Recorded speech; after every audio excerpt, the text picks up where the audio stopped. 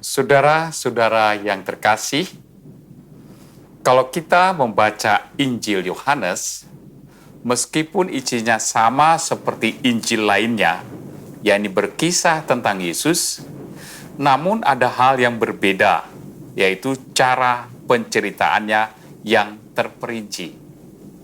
Misalnya, dalam Injil Yohanes hari ini, bagaimana suasana dalam kubur Yesus setelah kebangkitan ditulis dengan terperinci.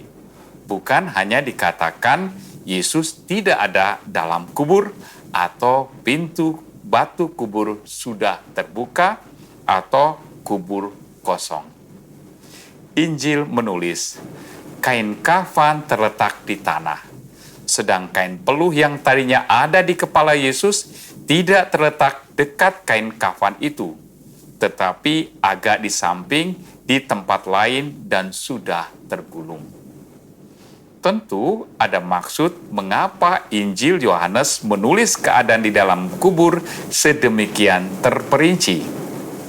Dengan adanya rincian tersebut, paling tidak klaim bahwa jenazah Yesus dicuri orang seperti yang dikatakan Maria Magdalena ketika berteriak berlari-lari berjumpa dengan Simon Petrus terbantahkan. Hampir bisa dipastikan tidak mungkin ada pencuri sedemikian telaten saat mencuri jenazah Yesus.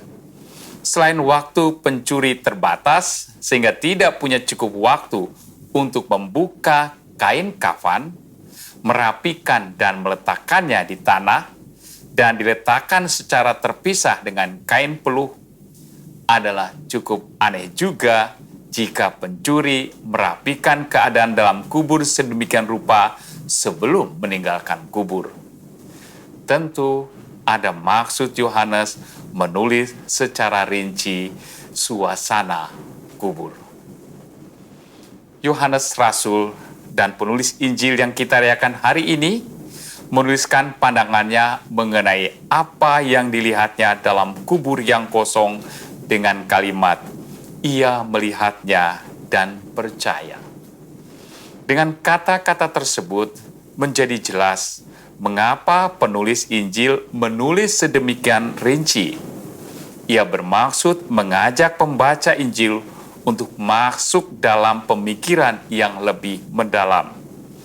Fakta kubur kosong bisa berarti banyak, bukan hanya karena Yesus bangkit, tetapi bisa juga karena jenazahnya dicuri orang lain, musuh-musuh Yesus atau juga pengikutnya yang fanatik.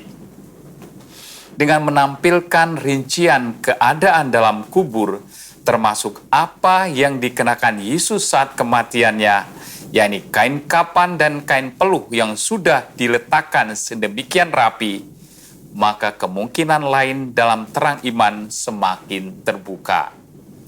Kerapihan dalam kubur jelas akan memberikan kesan bahwa Yesus tidak mungkin dicuri. Karena itu, hanya dalam terang iman, situasi itu hanya menunjukkan kepada satu hal, Yesus sudah bangkit. Iman itulah yang dirumuskan dengan kata-kata, ia melihatnya dan percaya. Yohanes melihat fakta dengan amat detail, memikirkannya dan merefleksikannya dengan amat baik. Dari refleksinya itulah ia sampai kepada iman akan kebangkitan Yesus. Apa yang dilakukan Yohanes, melihat fakta, merinci dengan detail dan merenungkannya, membawanya kepada Yesus yang bangkit. Hal ini juga bisa menjadi cara hidup kita untuk mengembangkan kehidupan iman.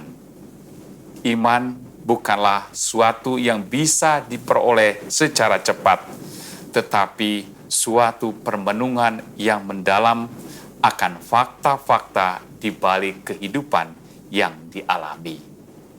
Itulah yang dilakukan Yohanes di waktu lampau dan yang bisa kita lakukan pada saat ini juga. Tuhan memberkati.